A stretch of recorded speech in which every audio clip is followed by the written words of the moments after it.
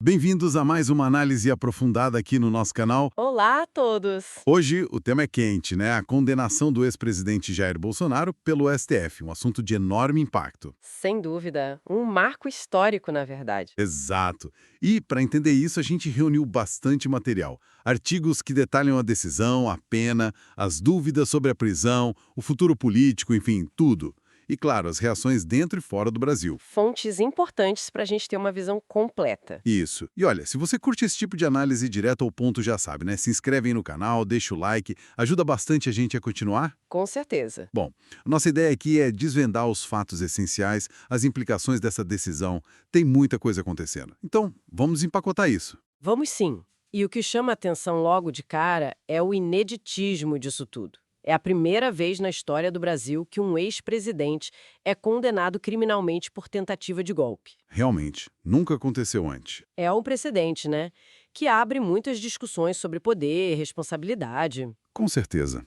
Então, vamos ao ponto central. A condenação pela primeira turma do STF. Como foi a votação? Foi 4-1 pela condenação, uma maioria expressiva, embora não unânime. E os crimes? São vários, né? Sim, a lista é extensa. Segundo a decisão, foram organização criminosa armada, Pesado. tentativa de abolição violenta do Estado Democrático de Direito, golpe de Estado, Golpe de Estado mesmo. é o que consta na condenação, e ainda, dano qualificado contra o patrimônio da União e deterioração de patrimônio tombado. Aham.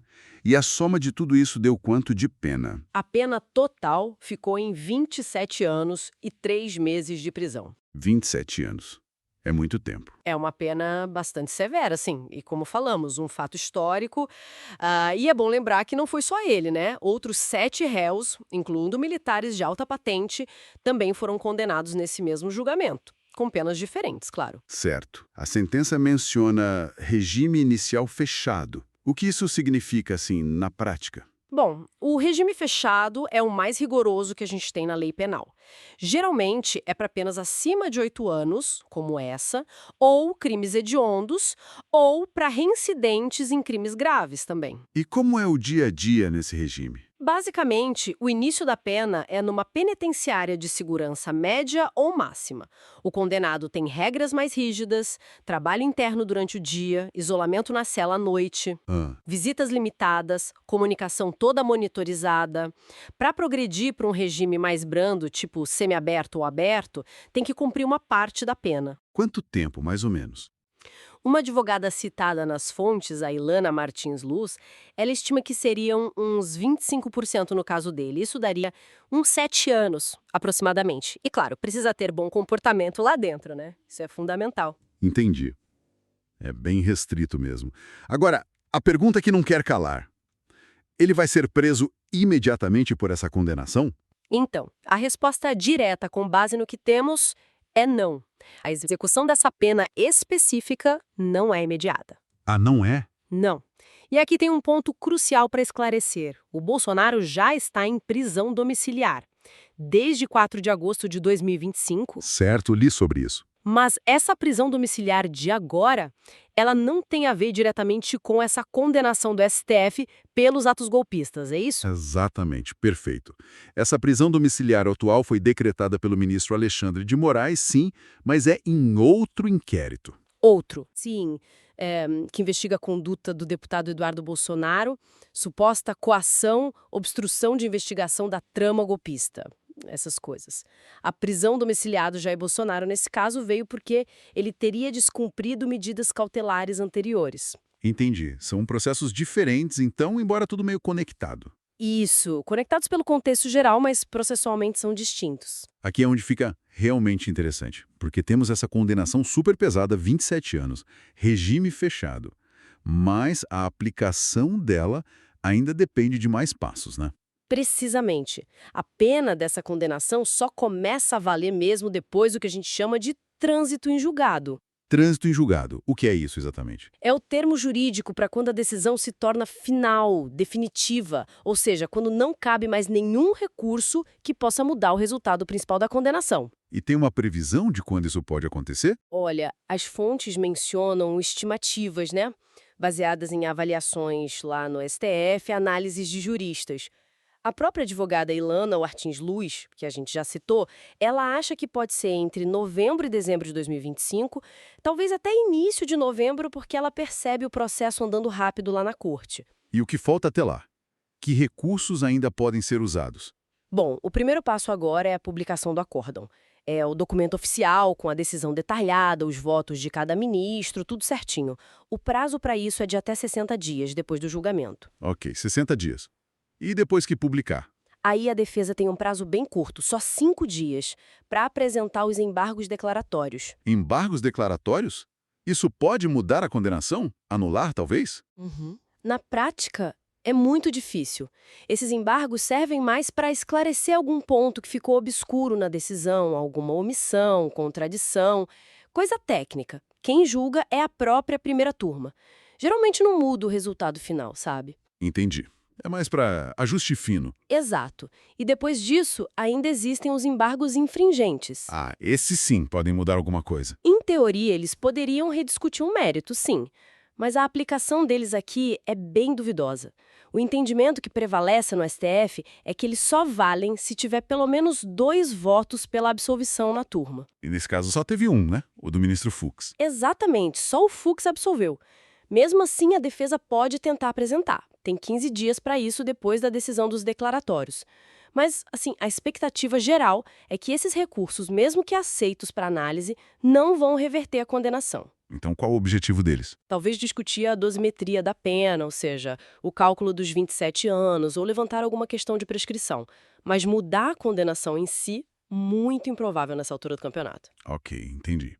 Então são recursos mais para cumprir tabela, digamos assim, esgotar as vias legais, do que para uma virada no jogo. É uma forma de ver, sim. Beleza, então vamos supor que a condenação vire definitiva lá para o final do ano. A outra grande dúvida é: onde ele cumpriria essa pena de 27 anos? As fontes falam de várias opções. Sim, essa é a grande questão em aberto. As possibilidades que estão sendo ventiladas são o Complexo da Papuda, em Brasília.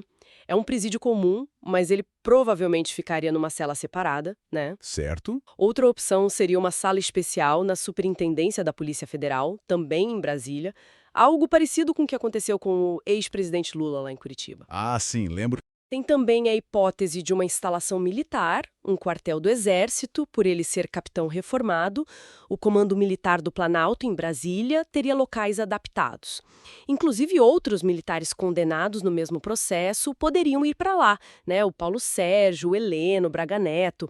Aliás, o Braga Neto já estaria detido numa unidade militar no Rio, segundo as fontes. E tem mais alguma opção? Sim, a última seria ele continuar em prisão domiciliar, seja mantendo a atual, se for o caso, ou determinando uma nova com base nessa condenação específica. Muita opção na mesa. E o que vai pesar mais nessa decisão? Quem decide isso? Olha, vários fatores entram na conta. Quem bate o martelo é o relator, o ministro Alexandre de Moraes.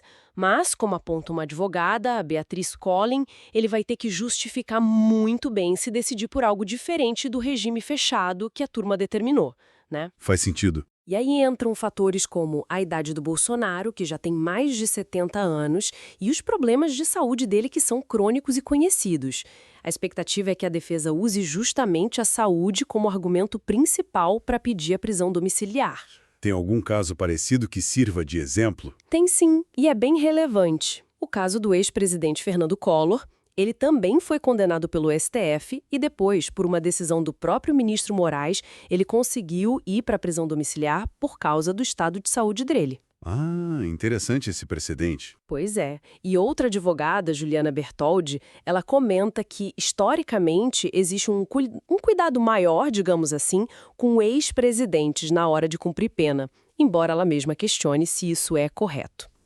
O que as fontes indicam é que vai ter uma conversa entre a PF e a defesa para acertar a logística, mas a palavra final é do STF, do relator.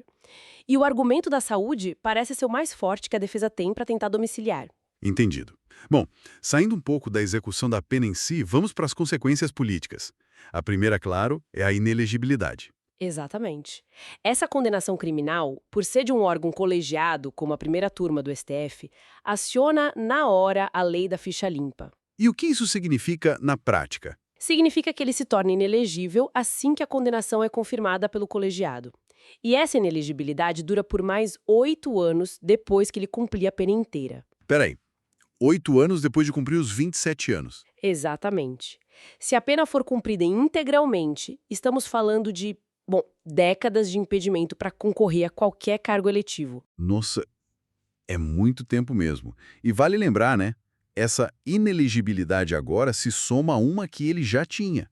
Perfeitamente lembrado, importantíssimo isso. Ele já estava inelegível por causa de outra condenação lá no TSE, o Tribunal Superior Eleitoral. Aquela por abuso de poder político, da reunião com os embaixadores? Isso mesmo, aquela condenação já o impedia de concorrer até 2030. Agora, com essa condenação criminal da STF, esse prazo de inelegibilidade se estende por um período, nossa, muito mais longo. Praticamente define o futuro eleitoral dele. É um impacto gigantesco.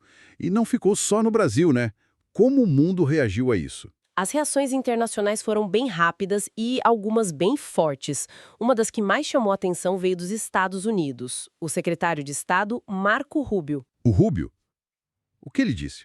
Ele usou o X, né, o antigo Twitter, e classificou todo o processo como caça às bruxas, uma expressão que o Trump usa muito para falar dos processos dele, né? Sim, igualzinho. E ele foi além. Atacou diretamente o ministro Alexandre de Moraes, chamou de violador de direitos humanos e ainda disse que os Estados Unidos dariam uma resposta à altura. Uau, uma declaração muito dura vindo de um cargo tão alto no ZEUA. E o Brasil, respondeu? Respondeu sim.